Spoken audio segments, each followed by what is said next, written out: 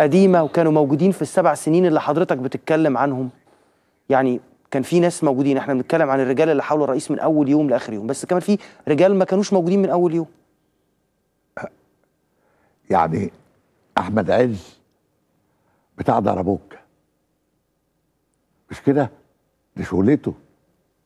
يعني أول مهنة ليه دربوك. أنس الفقي بتاعكو رقاص فرقة رضا. دي المؤهلات اللي كانت مطلوبة بتاع دربوكة والرقاص والطبال ومش عارف ايه والقواد واللي مؤهلات. ما هو كل وظيفة بيبقى لها مسوغات تعيين، مؤهلات. فدي المؤهلات المطلوبة. لما كنت حضرتك بتقرأ عن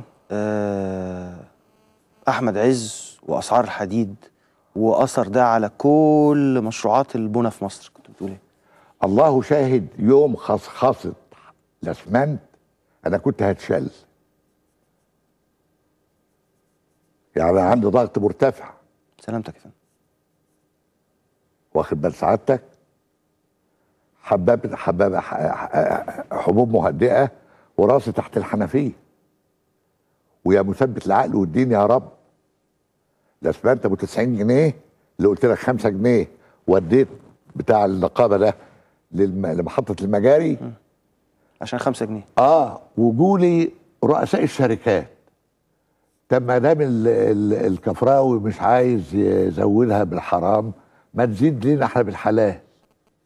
فجولي رؤساء شركات الاسمنت وكانوا تبعي وهم احياء يرزقون، وهم اصحابي وزمايلي واخواتي.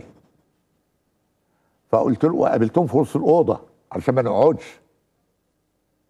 قلت لهم ان ال 90 جنيه ما بيتوفرلوش 25% صافي ربح يقعد على الترابيزه لانها هحوله على التحقيق، واللي بتعمل له 25% صافي ربح يتفضل يروح، ملوش عندي كلام.